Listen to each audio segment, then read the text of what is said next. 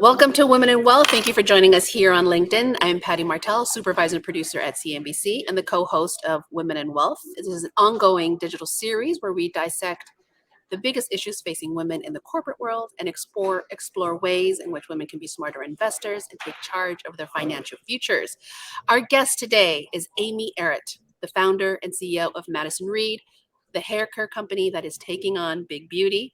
Let me give you some statistics on the size of the hair color market, just so you get an understanding of what she has taken on. It's expected to be a $40 billion market by next year. That's a global statistic.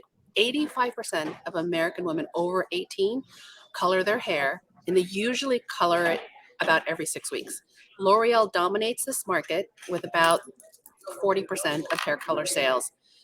Investors in Madison Reed include Howard Schultz and Jay-Z. She's worked in venture capital. She's a former executive at E-Trade, and some of her accolades include being named Fast Money's Queer 50 list of LGBTQ innovators in business for the past 3 years in a row. She's one of Ernst & Young's Entrepreneurs of the Year for 2022, and she's on Inc. magazine's Female Founders 100 list. Amy, welcome. It's good to have you. Thank you for having me. I'm excited to be here. Thanks. So there are concerns about the economy. There are concerns about inflation and prices and the strength of the consumer. Are you seeing any pullback in your business? No. I think that one of the things that people don't understand is how important hair color and hair to a woman's emotions is. And so we are not seeing any pullback. If anything, our business is accelerating. And this is about confidence. This is about a woman looking and feeling the best that they can. And I don't think you're going to see beauty be one of the categories that's hit the hardest. Yeah, because if you look good, you feel good. It just really affects your whole life. Seema Modi is going to join us now. Hey, Seem. Hi, thanks so much for joining us today, Amy. So, Amy, Hi, my next question to you is, what motivated you to start a hair color business? Yeah, just a couple of things. One is the size of the market, which you talked about. Two is that I felt like the current ingredients were so bad. And the one thing about Madison Reed that, a lot of people don't know is we're the lowest chemical profile of hair color that exists. We make our own hair color. And so it was really important for me to kind of explore why somebody could make this with less chemicals. And the fact that you said that a woman colors every 6 weeks, she starts coloring in her late 30s and colors to 70. So if you just look at that, what's in your body, what's on your body is important. So I felt like that was really critical. And then the last piece was I didn't like sitting at a salon for 3 hours. I didn't like not knowing what was on my hair. I didn't like the fact that, you could, be in a situation where you weren't controlling your own destiny about your beauty for a price. So I just decided to get serious and look at ways we could disrupt it. And I'm super happy that we are. Amy, do you think this business is recession resistant, especially as we enter this sort of period? We're trying to understand what the consumer, what women specifically, are going to spend on and where they'll cut back. Yeah. So the answer is I absolutely believe that this is recession proof. I also have evidence about what happened in the pandemic, right? This was the number 3 Google term in the pandemic. How do I color my hair at home? Right. So she is going to color her hair no matter what happens. And the issue about this that's really absolutely critical is that this is about our mantra is confident is the new beautiful. Women, this is one affordable luxury that she's going to do for herself, for her confidence, for how she feels. And I am not seeing anything that suggests that our business is affected by the recession right now. You talked about the chemicals that are in hair care. Obviously, that's important. I think now more than ever, people are very aware of what they're eating, clean beauty, Yes. the chemicals that they're using in their hair. What are you hearing from your clients? And is the industry broader changing? Well, I think clean beauty in general is table stakes now.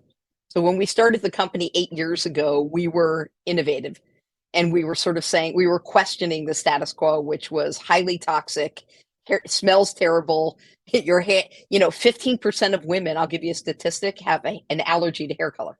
15. And it can range from blistering to scratching to itching to burning to anaphylactic shock. And so I think that it's table stakes now to have a cleaner product. I think for us, we went one step further. We have an 8-free formula, and none of our hair color products, nor our other products like styling products, shampoo, conditioners, masks, have any of the 8-free things on them, including something like gluten. Well, why would that be important? Well, if you have a gluten sensitivity and you're going to put it on your head, you're going to break out. So we just have gone all the way. We're also Leaping Bunny certified, which means that everything that's put in our products is never tested on animals. So like we just really care. And I think that kind of authenticity matters to the consumer these days in a brand. Do you think Wall Street fully appreciates just how much women care, not just about beauty, but looking good, empowering themselves, and spending money on healthcare, hair care? No. And why? Because I don't think it's, I think that it's, so the biggest, look, we've done incredibly well in the company. We're venture backed. We've not had capital issues, right? But I think that these are categories that are misunderstood because for the most part, they're women focused. And if they're women focused, what you're going to find is a bunch of guys don't get it because they don't color their hair like women do. So what I try to say to guys all the time that ask me, oh, I don't know if the total addressable market's big enough. I'm like, what? So here's the thing I do say to them. I'd like you to go home and check your Visa bill, right? Because I can assure you that your wife and your daughters and probably your mom and your sister and your aunts are coloring their hair as they age every 4 weeks, and they're probably spending $300 every time. So what I can assure you is, in this day what's and age, that? where I think now in a lot of new relationships, I will just say my husband and I, we don't share an account. We have our separate accounts. So my husband has no idea how much I spend. Okay, well, so my point is, well, the funniest part for me is when I'm on airplanes, usually a guy is sitting next to me and I do the radio ads for the company. So sometimes people, like hear my voice and then they say, well, like, are you that hair color lady? It's kind of weird. And so then we always get into a conversation and inevitably he asked me for a coupon he could give his wife. So maybe he does know, but what I'm saying to you is like, it isn't, it's unfortunate. But these are categories that are big and repetitive. Like I do not need to teach you that you want to color your hair. I need to tell you who our brand is and hope that we own your trust to switch, right? And so are you seeing changes kind of in the space? Are now the big players kind of following your model and they realize that no, they're not? You're shaking your head. No, I mean, like the model of a L'Oreal is the majority of L'Oreal's business is selling tubes of color into salons. It's a distributor wholesale business. The stuff you see on the shelf of Walgreens or Duane Reade is a very small percentage of their business. And it's a small percentage of Henkel's business and go down the list. And it's why they have let it be a business that's never had innovation because it's like not big enough to pay that much attention to in their terms. Well, we paid a lot of attention to it. And we were able to have the first prestige, better for you brand in a category with a price tag that's higher, but an amazing experience. We use technology to color match you. I mean, I could just go into, you can virtually try on hair color right in front of you, like all these things that are amazing. And then from there, we said, could we disrupt the salon side? Because 52% of women color at home, 48% go to a salon, but most of the dollars are in the salon side. And we have 75 hair color bars now, Madison Reed hair color bars, where you could walk in for $70 and we'll color your hair in 90 minutes. With the disclosure of product, with the best chemical profile you could see. And that business is going crazy.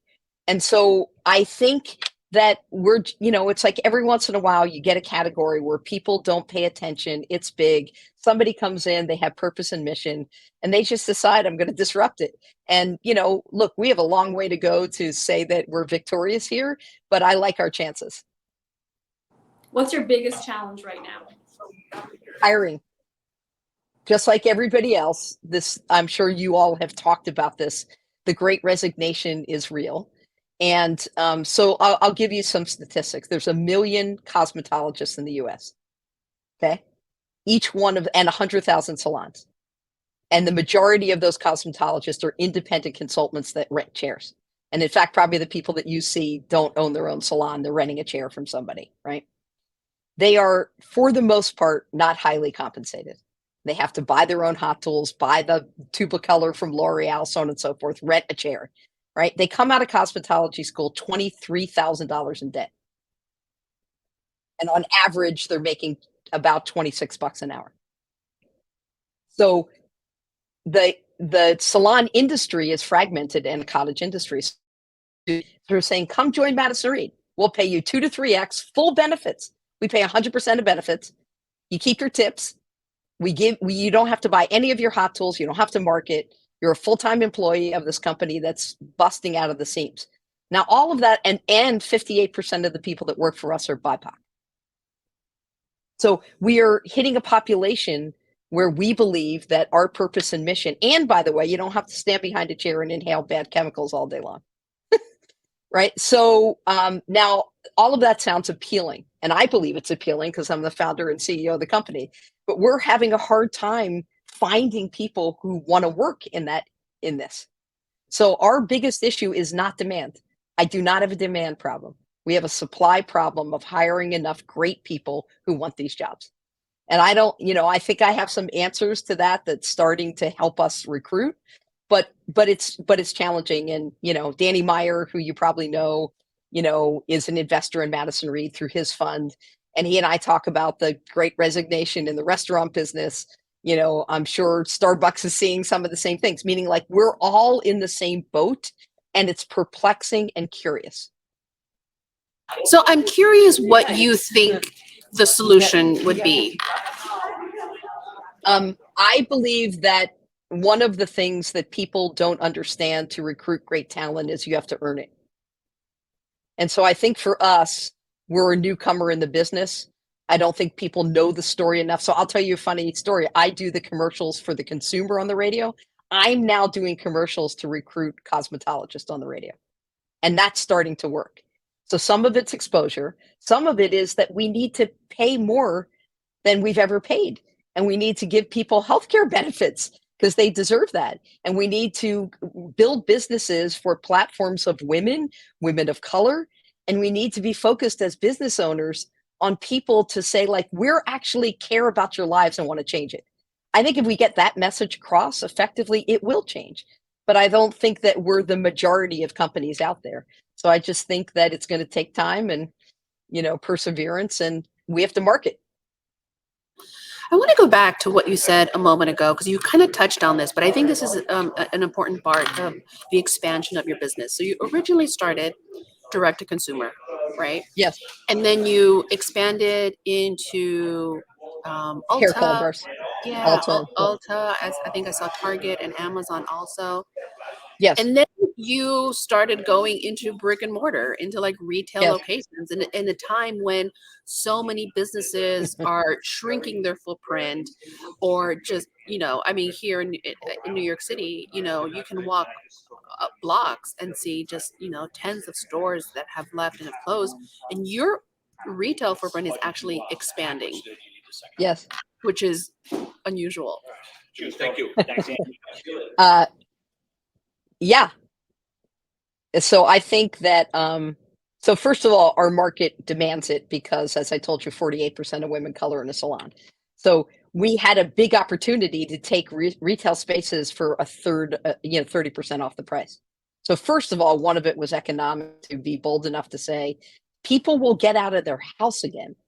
As soon as she can get out of the house, she's going to get waxed, get her nails done, have her hair colored, have her hair cut, right? Like that's a standard. So I didn't doubt that there would be retail again. And I think it was a perfect time for us to push the pedal.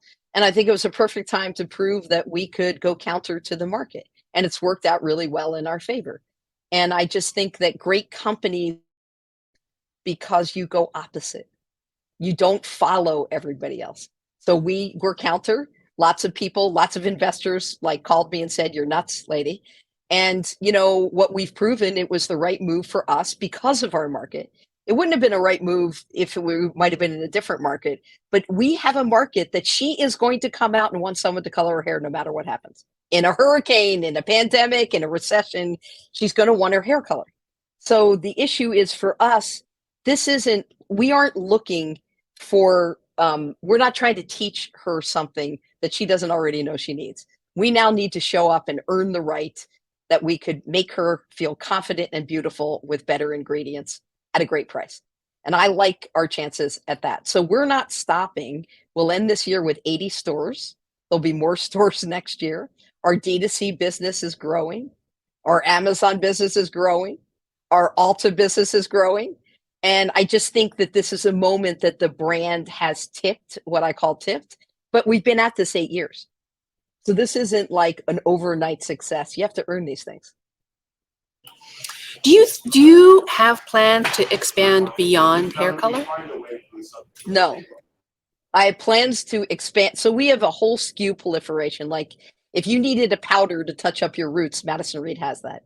If you needed hair masks that deposit color, Madison Reed has that. If you needed personalized shampoo for your hair color and your hair type, Madison Reed has that. But everything that we do is in the realm of hair, color treated hair. And as I told you, with 85% of the women over 18 that color their hair, it's a massive market. This brand should be known for something we're great at. We make great hair color. We think we're the best hair color ever. So it would not make sense after all this time of building brand essence for us to deviate whatsoever, rather than just do more of what we know how to do. You were early, right? Because you founded this company in 2013. I think early to this idea, or to the anticipation that women were going to care about the ingredients in their beauty products. I'm wondering what you think is next in beauty and hair care. Convenience. I think a modern woman is living their life on their phone.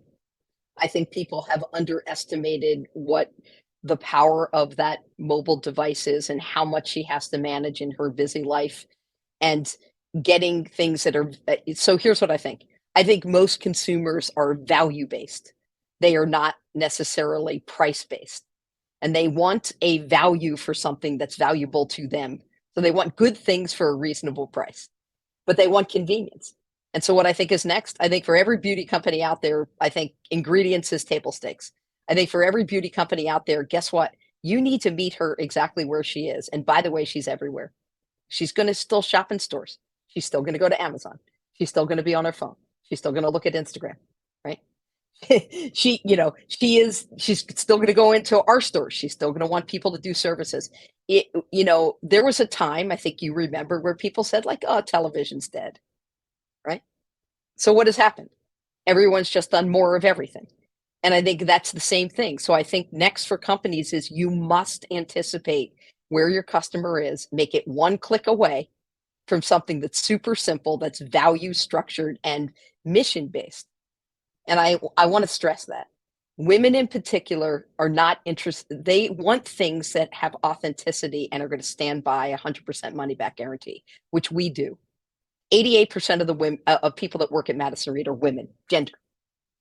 So they want mission based. They want great prices. They want to know that that people running a company are true and honest and care. They want to empower people to have better lives and work hard and be rewarded for that. And that's what this company is all about. Culture is a big deal to us. And so I think this age of an authentic brand that meets a customer where they are with goodness is the next step in where all products go that are consumer based.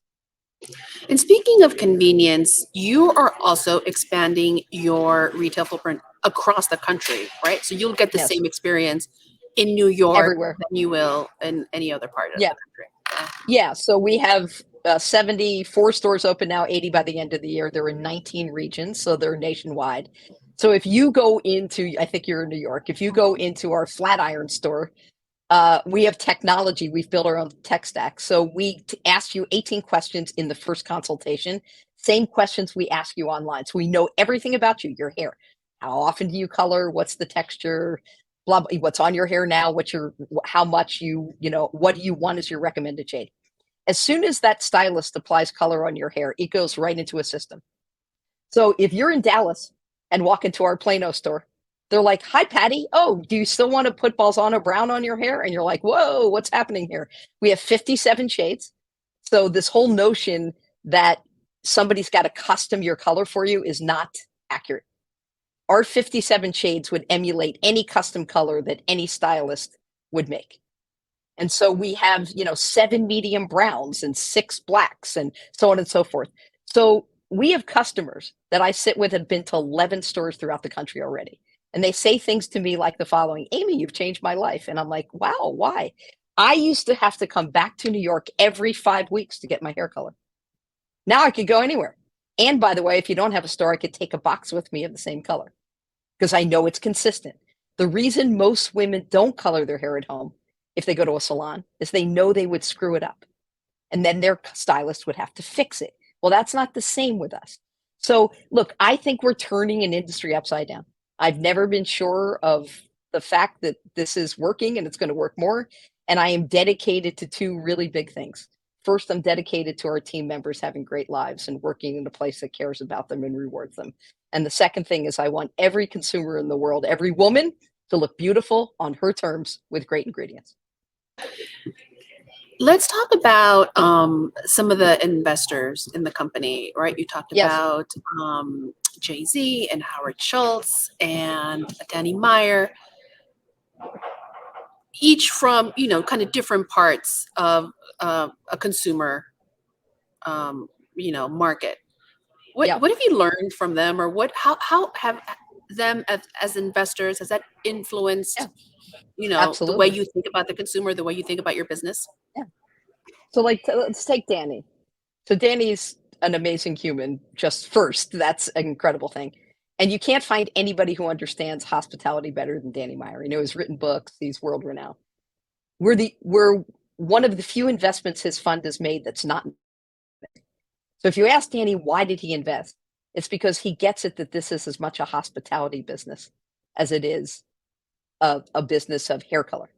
It you Of course, the table stakes, Patty, is that when you leave a Madison Reed hair color, your hair has to look great. That's table stakes. But what would happen if your hair looked great and we made you feel great, right? So, what I've learned from Danny is the best training in the world, hospitality training. Like, he's been amazing to us. So that's been value add. What have I learned from, Starbucks? I mean, I just drove across the country. I know it's a very weird thing to say, to take the Madison Reed to college, right? And so sending her off the right way from San Francisco to Boston. Where's the one place across the country that I know I could stop every single time? Starbucks. Clean bathroom, great product, consistency, well-trained people, right?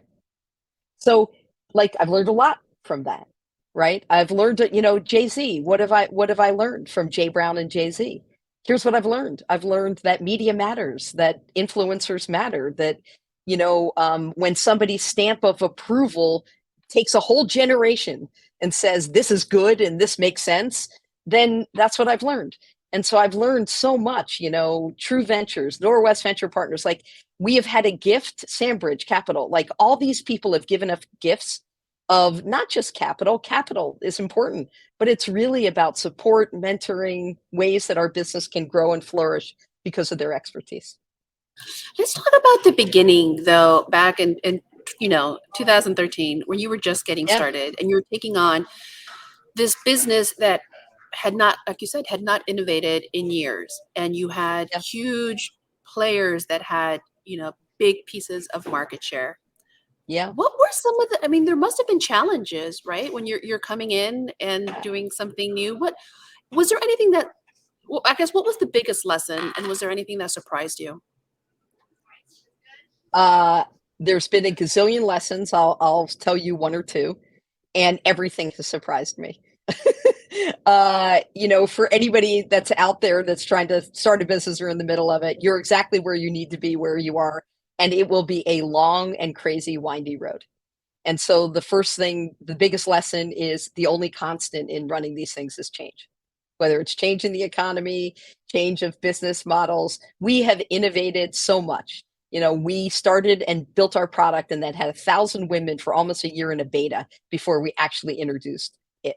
Why? Because we needed to make sure that quality was important and we understood the business model. We were not stylists. We did not come from hair color, right? So the first thing that I just say to people is be curious, be enormously curious. And in addition, here's the thing that I tell people all the time. We are conditioned in the world, especially as women, to actually set ourselves up to not fail. And I'd like to turn that on its head. I want everybody out there to realize that you can set yourself up to win, to succeed. And so as soon as I started realizing, yeah, sorry, I didn't mean to interrupt you. You just made me go. think of something, because I think, I have this discussion, these conversations with my friends, and sometimes we end up talking ourselves out of something, right? Exactly. We think, oh, it's so hard. Oh, it's overwhelming. Yes, exactly. And it is hard. Right. But here's the thing, and that you talk the power of perseverance. Like the number one condition that a great founder has to have, or a great entrepreneur has to have, is resilience. Right? Like I have been knocked down so many times. There have been so many times that I either get off a Zoom call or meet with somebody and I think, oh my goodness, why? And then I turn around and I say this one thing to myself all the time. I get to do this. I get to do this. Was there anything that you have learned about women? Yeah. Oh yeah. We're our own worst critics. We're conditioned to always put ourselves down. We're never wired to think that greatness is for us. We're low in our own food chain, because we are the moms and the sisters and the aging parents and the partners and the social, right? Like and we work on top of it. So what I learned about all of this is that it's very hard for women to get to what's in it for me, right? And, I think that I know, because I mentor tons of young women, I'm still a venture capitalist and like to fund women. I serve in lots of ways to make sure that women can get the money. I think the hardest part for women is they're very either uncomfortable, have never been experienced with kind of controlling their own power and destiny, right? And so I think if you don't look at controlling your own power, and you are responsible for you, and your power and your destiny is everything, right? And so if you experience things that are hard as knocking you down and you are a victim to them, don't start a company. Because just today, there's been 12 things that I didn't like. But guess what? I'm going to triple down on the one or two that are amazing. And to me, the issue is this, like, find your mission and purpose, find your zone of genius, find that thing that effortlessly comes through with you, and then get everybody around you that does the stuff that you're not good at. Because, look, I'm a Wharton grad, great place. But what did they teach me? They tried to teach me that I'm supposed to be awesome at everything. Well, I'm not, by the way. There's a lot of things I'm not awesome at, but there are some things that I'm awesome at. And I've learned how to build a company and put all the people around me that are awesome at the things that I shouldn't be doing. So suspend ego, huge thing, get curiosity in your life, So my point to many people is like, this is all feasible. I knew nothing about hair color, zero. I just decided I was going to put my head down, and I had two focuses. One, as I told you, changing team members' lives. I'm dedicated to it. Number two, I was focused on that women deserve better. And if I could keep those things in the North Star, if I can really keep those in the North Star of this company, I wouldn't bet against us. So, that's just the way things are. Well, I love that you are changing. I think we need to start with us, though, changing this perception that like self-care and wellness, is at the bottom of the list. That should be at the top of the list, right? Like you have to take care of yourself first. We work hard, and we need to take care of ourselves. And you deserve it. And you deserve it. Absolutely. Exactly. So come use Madison Reed. We'll take good care of you. Thank you very much. Amy, thank you so much for your time. This was a great conversation. Thank you. Best of luck. We'll see you soon. Okay. See you soon. Bye. Bye.